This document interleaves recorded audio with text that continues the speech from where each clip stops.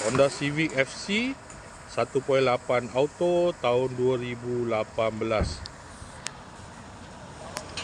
Kereta dah cantik, cat dah baru, condition semua okey lagi, tak ada masalah. Kereta ni boleh loan bank, loan kredit, loan kedai. Kalau nak beli cash pun boleh. Kalau berminat boleh datang kedai, tengok kereta, boleh test drive. Kereta ni accident free, boleh jalan jauh, tak ada masalah.